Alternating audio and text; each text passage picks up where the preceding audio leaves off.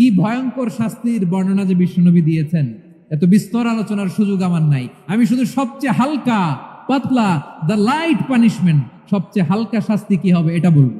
বিশ্বনবী বলেন, ইন্না আহওয়ানা আহলিন নারি আযাবান ইয়াউমাল কিয়ামাতি লারাজুলুন তুদাউ ফি আখমাসি কদামাইহি জামরাতান ইয়াগলি মিনহুমা দিমাগু। জাহান্নামের সবচেয়ে হালকা আযাব কি হবে শোনো। সবচেয়ে ভারী না হালকা?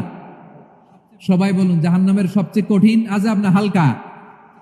জাহান্নামের সবচাইতে হালকা আযাব হলো ওই ব্যক্তির আযাব যার পায়ে দুটো জাহান্নামের আগুনের জুতা পুড়িয়ে দেয়া হবে। ওই আগুনের উত্তাপে তার মাথার মগজগুলো ভাতের মারের মতো টপ টপ টপ টপ করে বেয়ে বেয়ে পড়বে। নাউজুবিল্লাহ পড়বেন না? আচ্ছা প্রিয় সিলেট, আওয়াজ করে বলেন, এইটা যদি সবচেয়ে লাইট পানিশমেন্ট হয়, সবচেয়ে হালকা পাতলা সহনীয় আযাব যদি হয়, তাহলে ভয়ঙ্কর তোমার আযাবের কি অবস্থা হবে? আমরা কি ওই জাহান্নামে যেতে চাই?